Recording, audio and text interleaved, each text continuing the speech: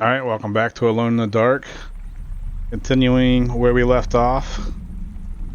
Alright, so let's get into it. Figure out exactly what we're doing here.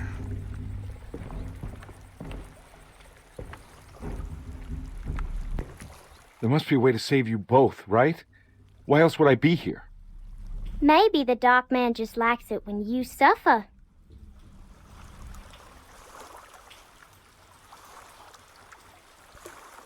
Don't worry, kid. I'll think of something.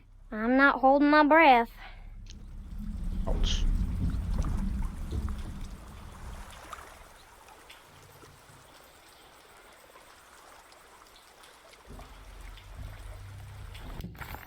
Comby had run their car off the bridge. He pulled Grace out of the sinking car, but left her father to drown. He could have saved him. There was time. He just chose not to. Instead, he took Grace back to New Orleans and collected his paycheck.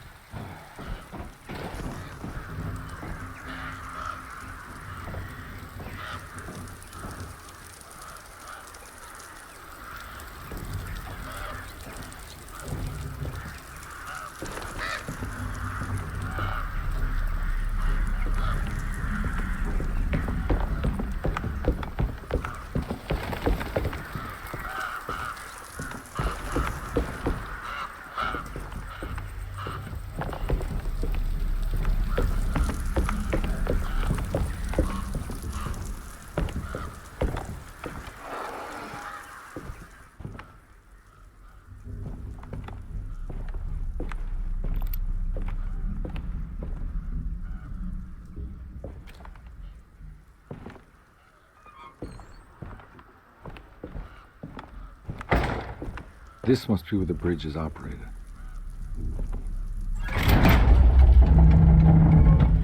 Nothing's happening. It's like something's holding it back.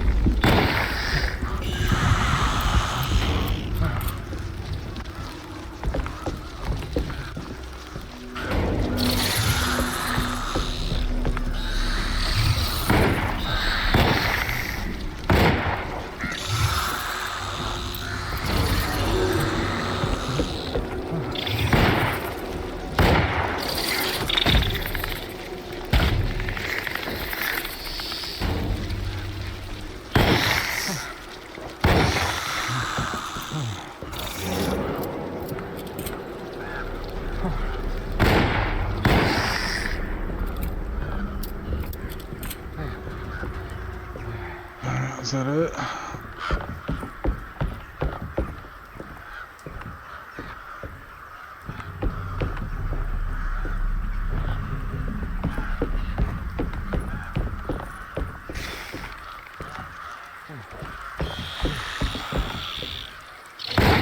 Yeah.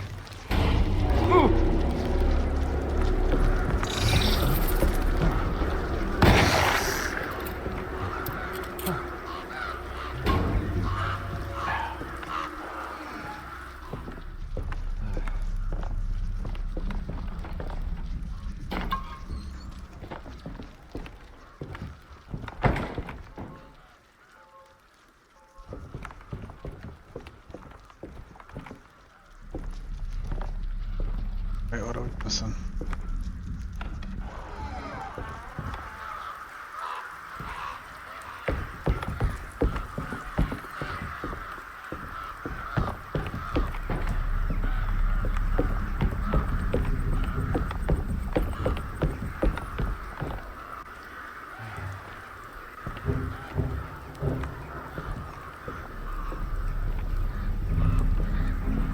Can go back now.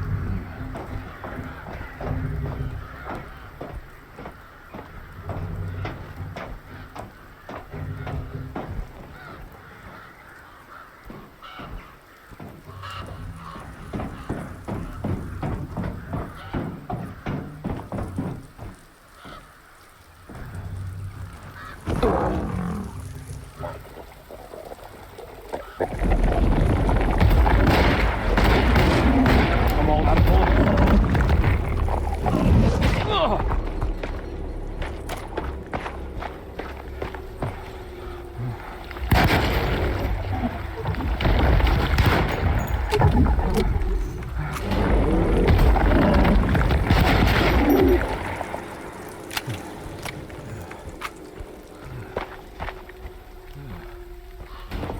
And I was hoping we didn't see those enemies anymore. I do not like them.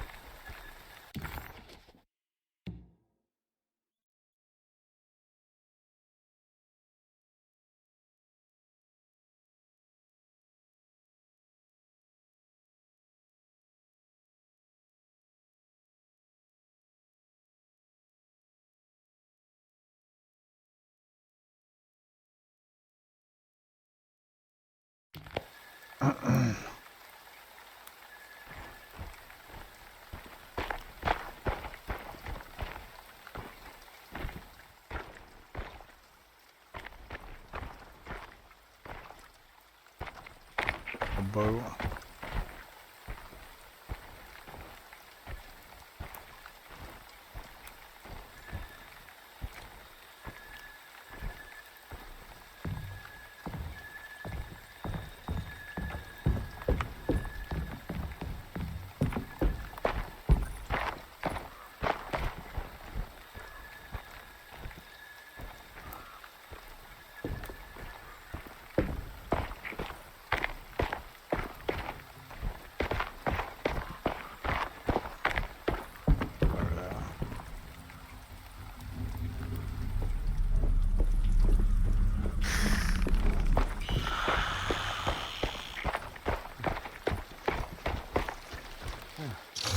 Boat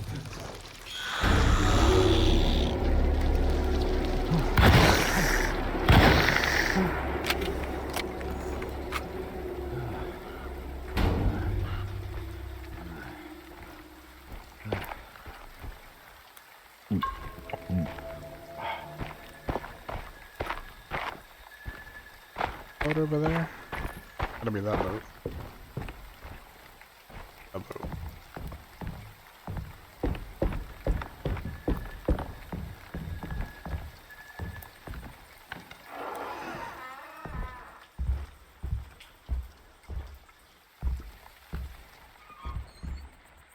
Save for some.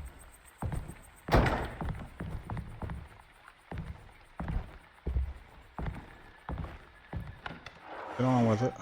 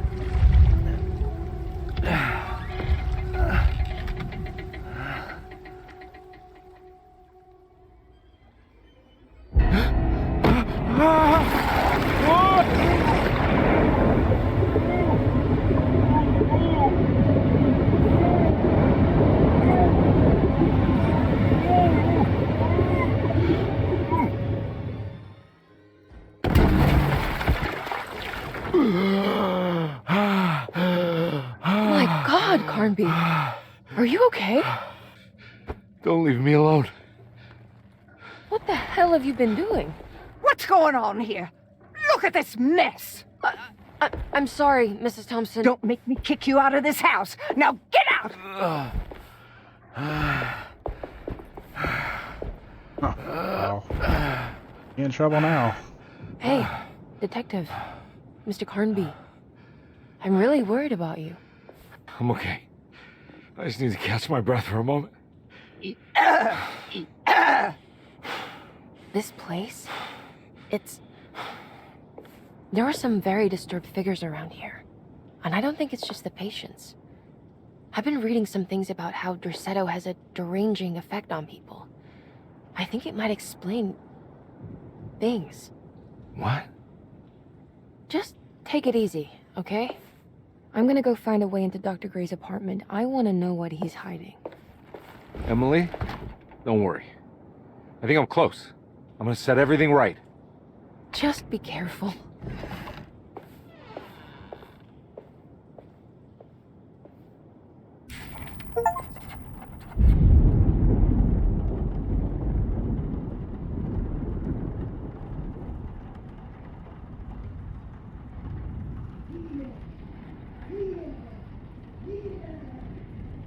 Awesome.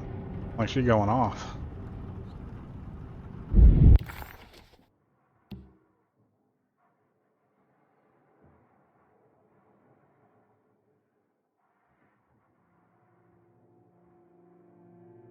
Tree.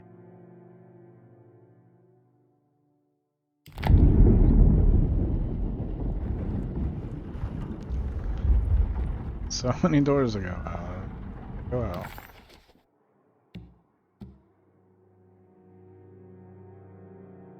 Sitting room.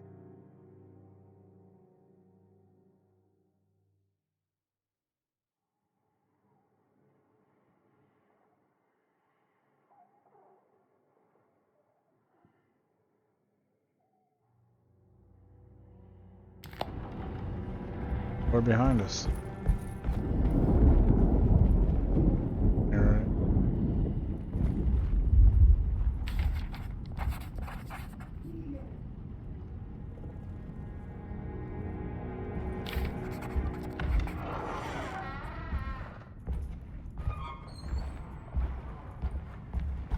Dr. Gray's apartment.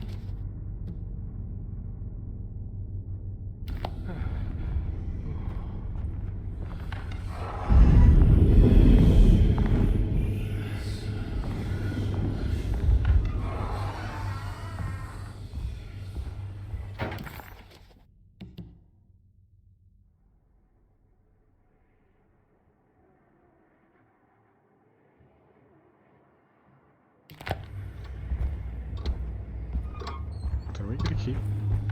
Oh. Open the door for me. Gary.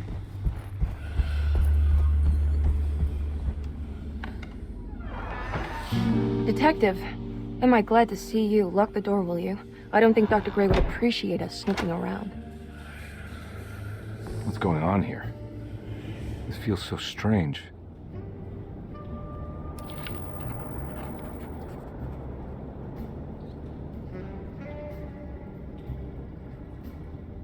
Emily helping Emily look for clues, huh? Door's locked.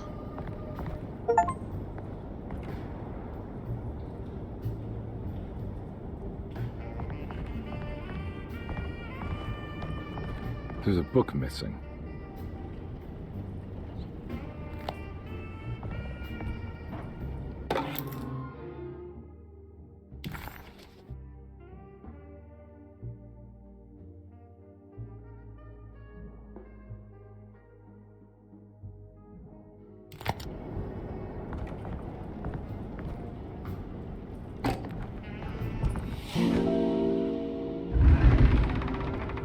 What did you do? Nice. I was just rearranging the books. Well, come on, let's check it out.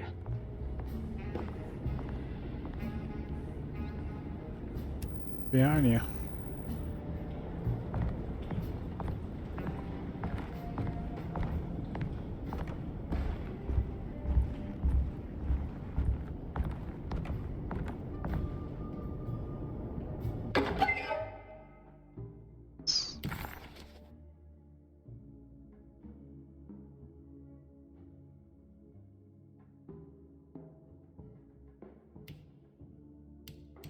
Let's see what this one.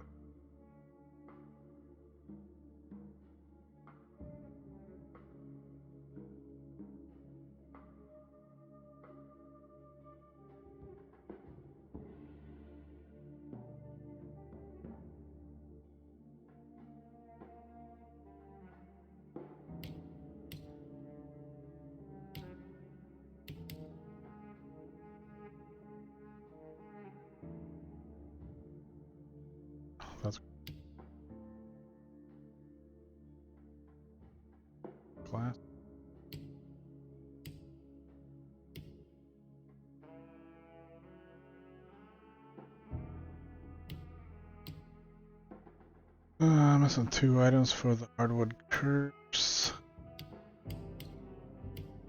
Hey. Emily here. I think I'm beginning to understand. Dr. Gray is dealing with some kind of mass delusion.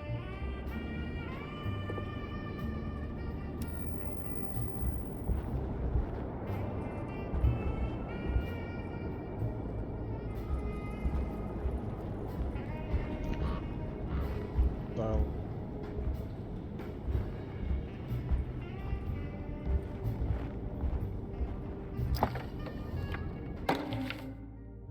Good to finally meet you, Mr. Hartwood. I'm here on the behalf of your brother Philip. You were expecting me, weren't you? Yes, you're from DeSoto, no? That's right. I just wanted to ask you a few questions to see if there is anything I can do to help you and your family. Okay. I understand you're full of imagination. You make up a lot of things. I suppose. And you obsess over them, blurring reality and fiction. Sometimes. Do you want to tell me about the Dark Man? No, I don't.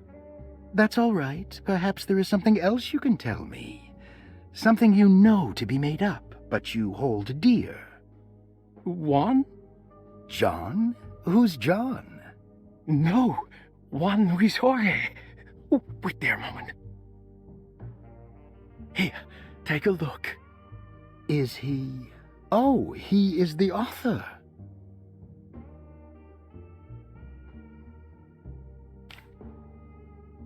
It's a magnificent book. Life-changing even. The real Juan is long dead, but I like to think of him as my friend. My most beloved friend. I see. Do you often do this? Fantasize about people you read about? No. Well, there is Jacob. Who is Jacob? Turn to the last page. Oh, it's a newspaper article. The Prisoner of Ice, Jacob van Ostad. Is he also your beloved friend? Oh, no, Doctor. Not at all. He is the fire that fights fire. Yes, I think it's clear your overstimulated imagination, this mania, needs to be tempered for you to live a normal life. I know your family calls it the Hartwood curse, but I want you to know that there is nothing supernatural about your condition. It's all inside your head. And with that, I'm very qualified to deal with. In time, you will be cured.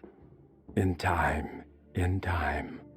Yes, in time we will exorcise all your demons, all the dark men. Yeah! Please, Mr. Hartwood, calm yourself. What happened? Oh, don't you worry your little head about it, Miss Hartwood. Your uncle and I just had our first breakthrough.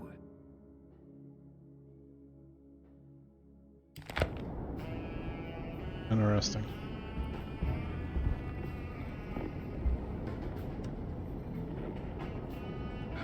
What were you saying about mass delusion? Derceto seems to have a deranging effect on people living close by.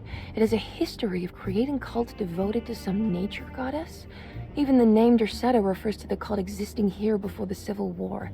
Derceto was the name of an ancient fertility goddess worshipped in Syria.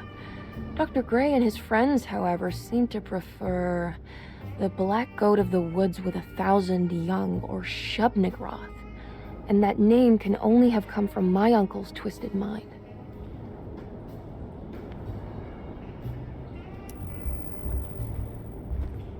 That mark on the floor looks like talisman positions.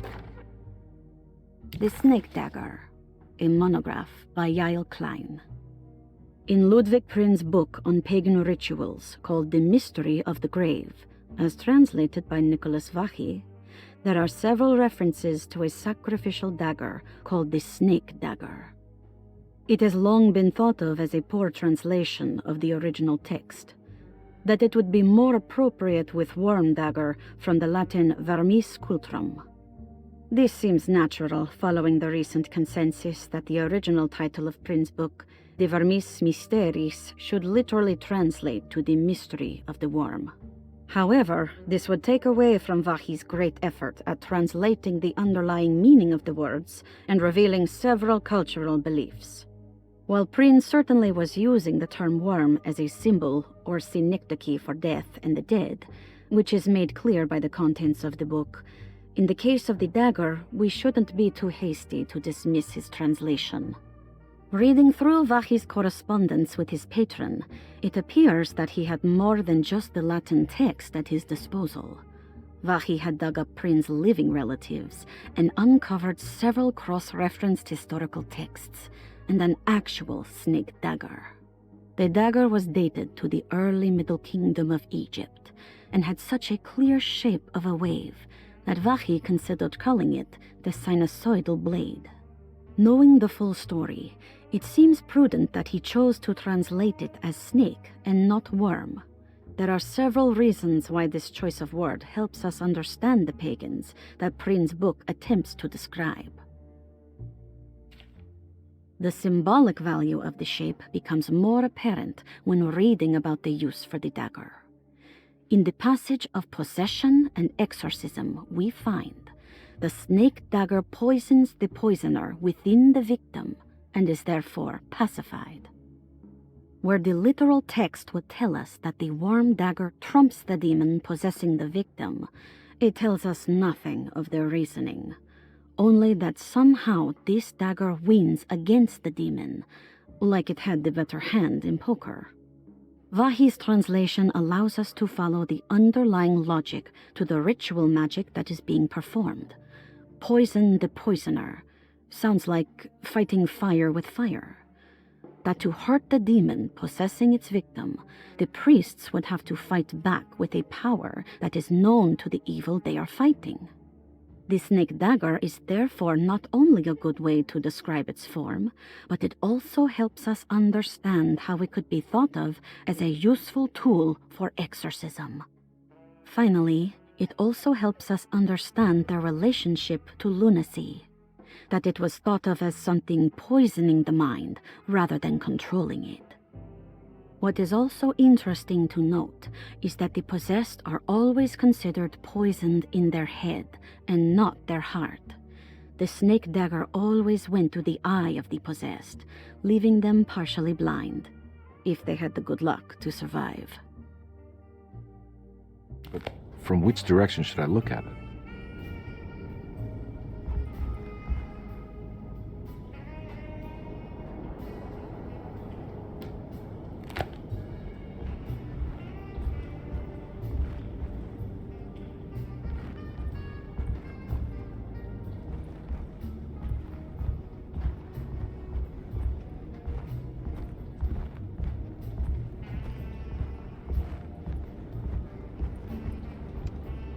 You think all of them are in this cult business? Even Jeremy? I'm not sure any of them have a choice at this point. We just need to find a way to stop all of this.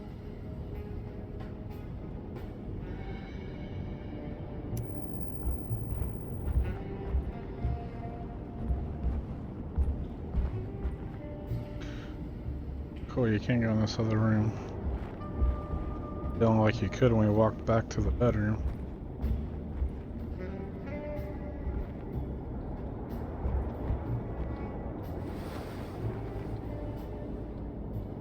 Huh. Has that been there this whole time?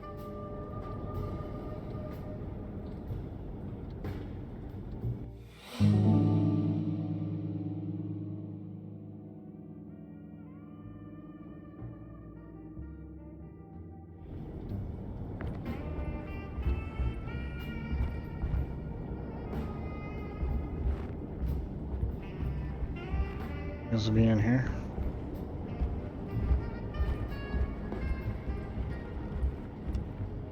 I've been so busy trying to free your uncle from the promise he made to the Dark Man. I guess I kind of just let everything else go. Don't worry, Detective.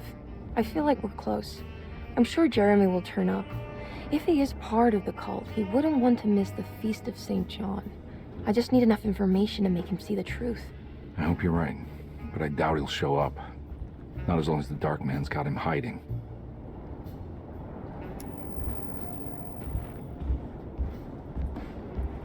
Check it out.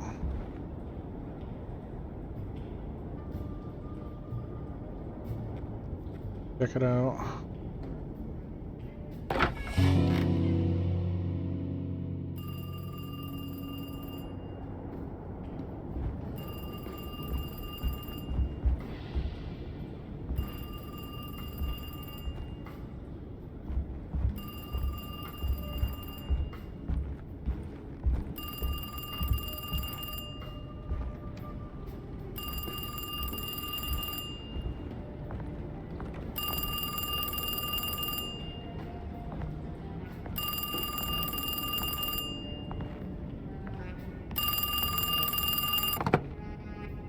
Hello?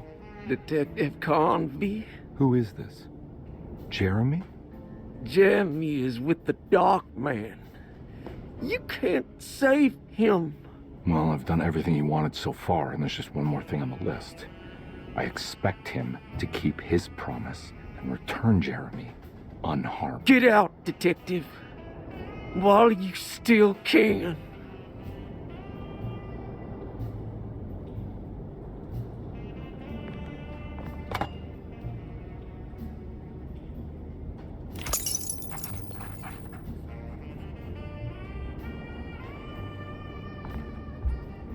Sounds like a nut job.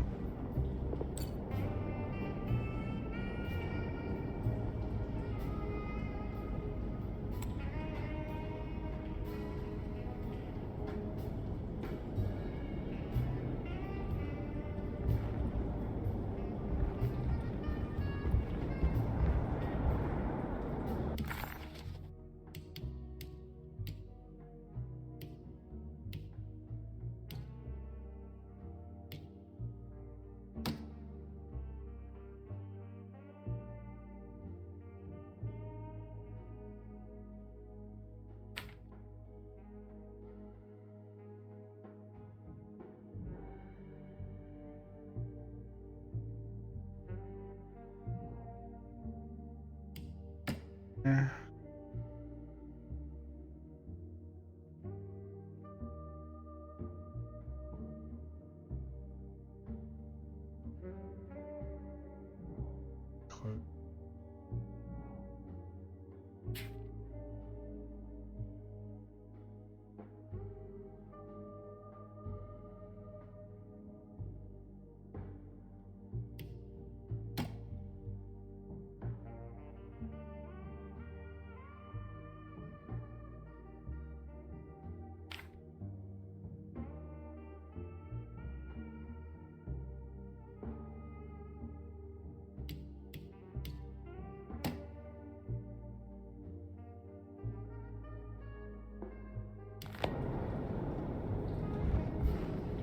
Oh, we missed.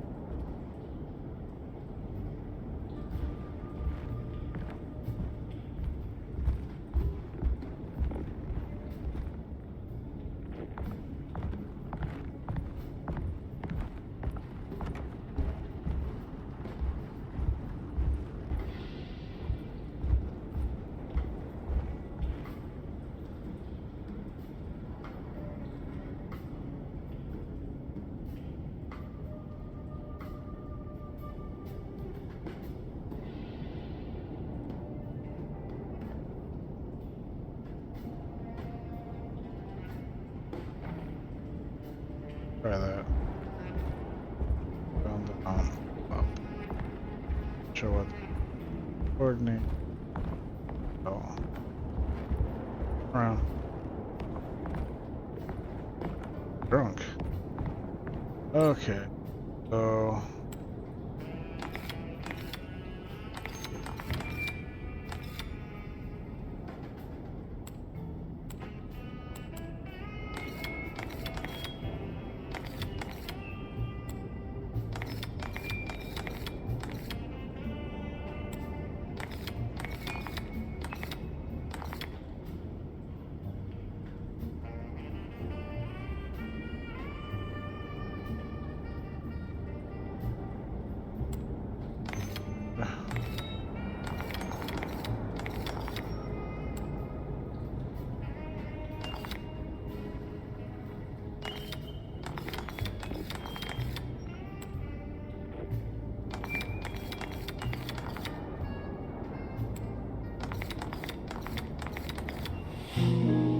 Go. Easy enough.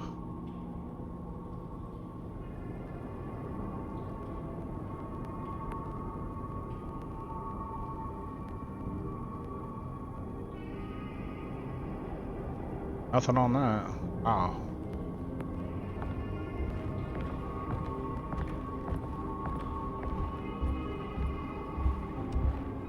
Well, he's done.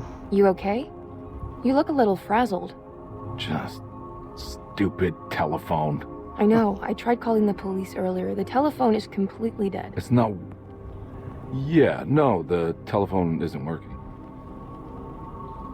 Are we going into the wardrobe, it looks like? Emily? Go. We're going this way. Miss Hartwood, I think you're gonna want to see this. Is there something in the closet? Yeah, there is. You don't see the very obvious gate leading to whatever Jeremy's madness is serving up next? I don't understand. Are you making some kind of fashion metaphor? I'm sorry, I don't have time for this. Can you just tell me what you're doing? You don't see this! It's fine. It's fine. Catch you later. Are you going inside the closet? Yeah. You got a problem with that? No. Do what you think is right, Detective. Sorry, I didn't mean to. Goodbye, Miss Hartwood.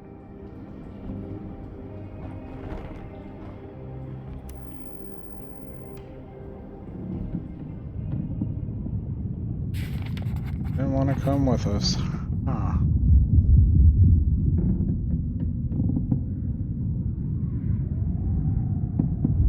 Gold. Turn the flashlight on. Alright, so... Disheartened by his failure to make Emily understand what he was doing, Detective Conby actually felt better seeing the frozen hell before him. There was a finality to it. Its clear symbolic opposite to the dark man's desert made him realize this was the end. Soon it would all be over.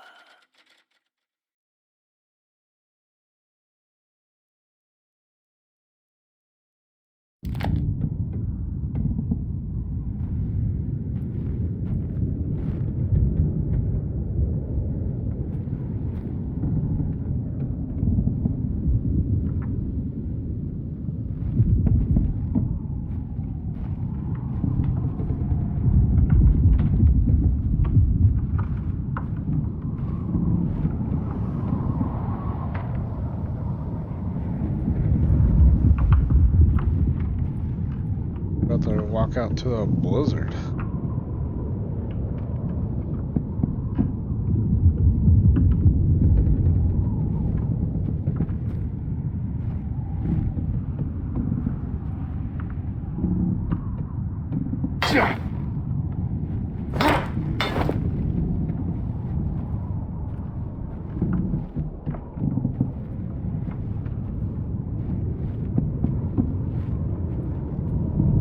Alright, let's go out into the blizzard and freeze our asses off.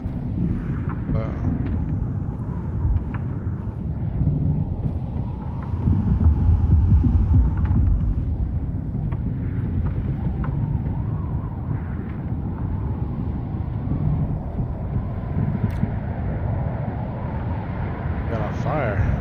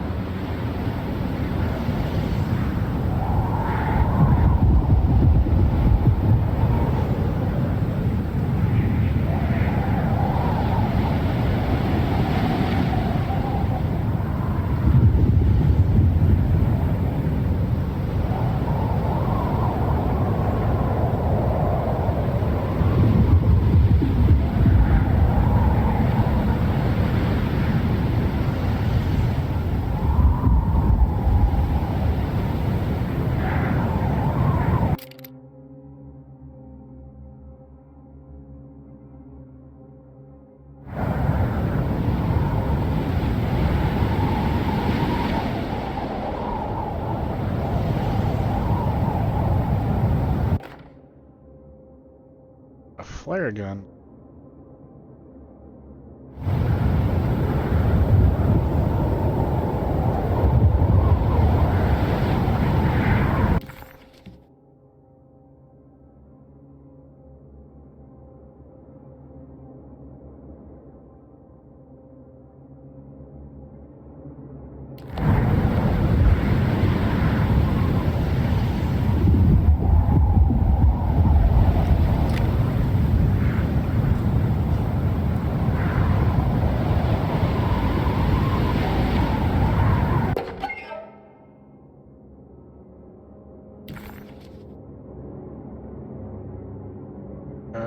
Look at all those, so we got more forbidden knowledge.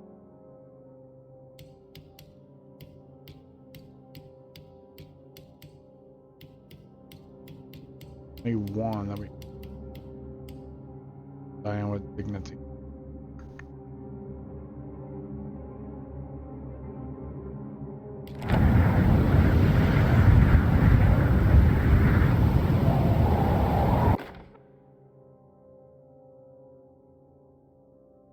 We found the ancient stellarium perched on a cliff facing the Arctic Ocean after a day of sailing due north of the Eskimo encampment.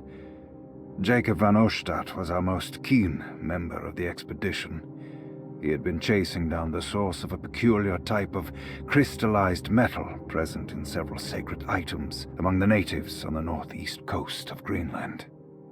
The site was a remarkable find for any explorer, and we were all enraptured in our search for enlightenment and meaning. The surviving architecture seemed almost unearthly in origin and astonishingly sophisticated. The metal Jacob was searching for was abundant, almost ubiquitous. We were so taken by our find that we were surprised by the sun falling below the horizon. As we quickly picked up our gear, ready to head back to our camp, Jacob van Oostad declared that he wanted to stay. He was adamant. We begged him to reconsider. The night would be getting colder by the hour, and we feared for all our safety. Jacob refused, threatening us with violence if we wouldn't leave him alone. As the snowfall turned heavier, we left him there on his own. The next day, the weather became worse, and we had to spend hours enforcing our shelter as our tents became increasingly useless. The group had written off Jacob, thinking he must be dead. I had an urge to make one final attempt to save him, so I headed out as darkness fell with a handful of flares and headed toward the coast and up the climb, towards the stellarium. That's when I saw him, transfixed by a burning sky, that celestial lantern. Jacob keeled over and let out a painful shriek that struck me with such fear and pity. He was crying in agony, for the cold weather had ravaged his flesh. I called out to him, and he turned to face me. His vacant stare held me in place like a needle through a butterfly, and he said, "You must leave now, Ashtan. Go, and never come back." And so I left.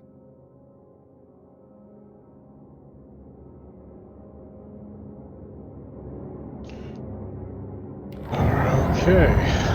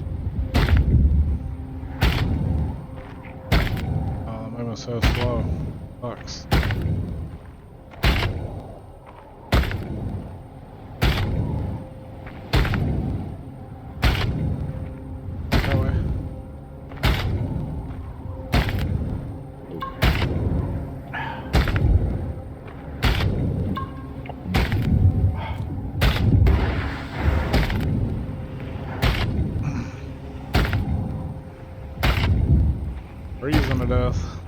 Come on, you gotta go. Gotta go, Carn.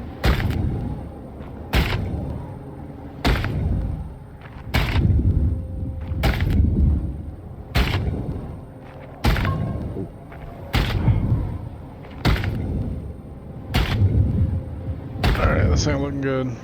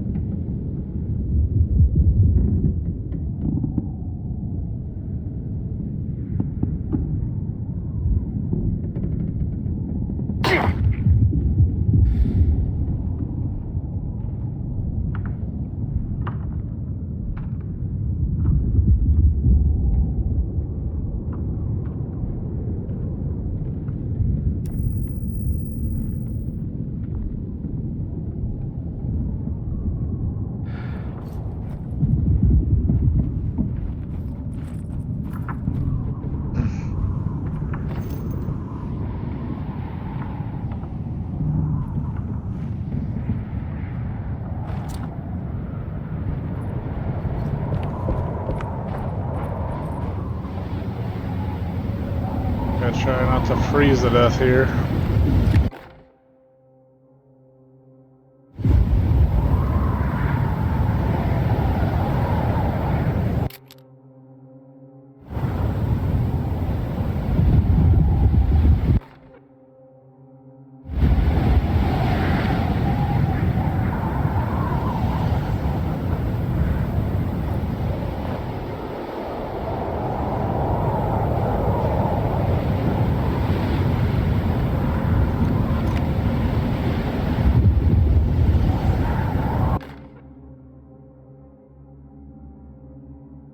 We found the ancient stellarium.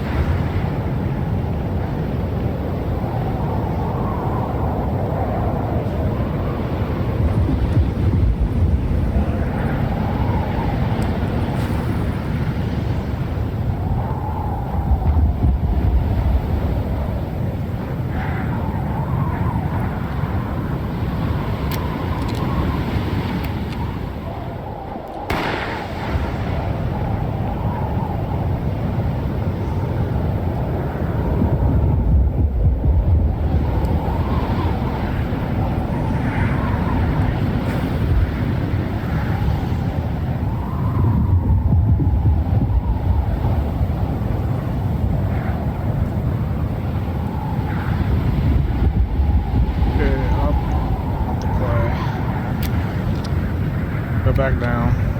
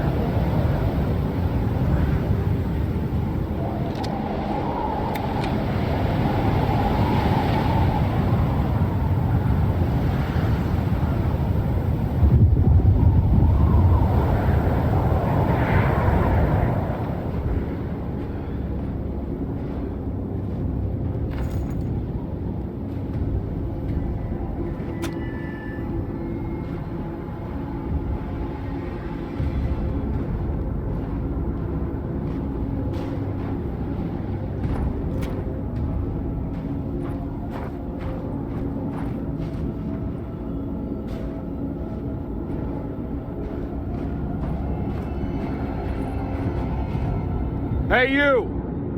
What are you doing here? What is this place? Turn back, detective. You're not wanted here. Whoa, take it easy. I'm not your enemy. Oh, you're wrong, detective. You're wrong.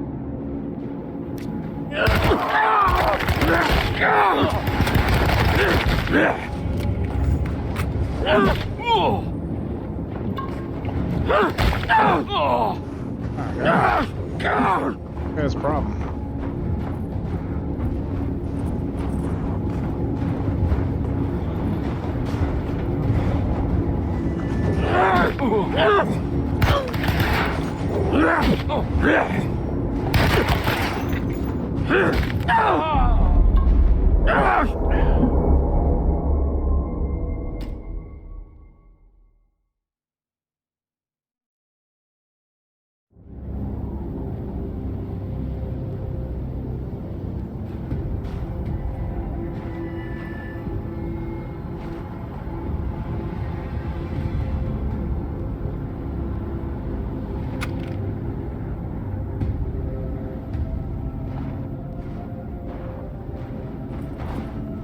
Hey, you! What are you doing here? What is this place? Turn back, detective. You're not wanted here. Whoa, take it easy. I'm not your enemy. Oh, you're wrong, detective. You're wrong.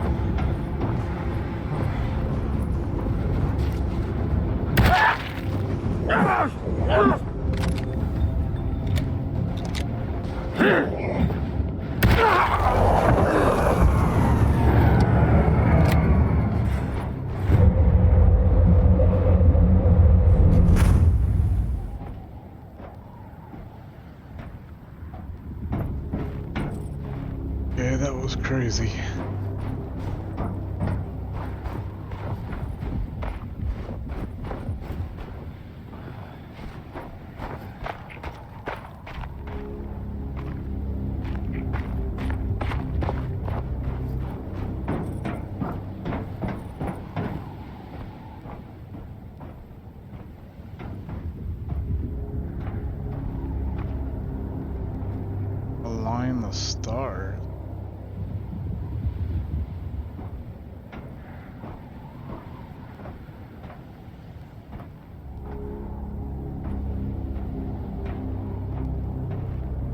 Whoa.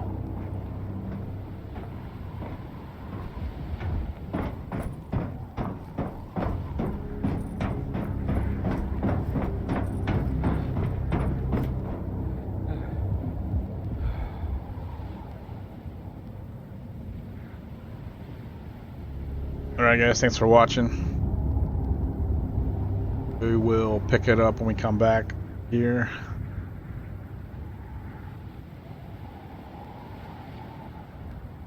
Alright guys, thanks for watching. We'll catch you in the next one. Later.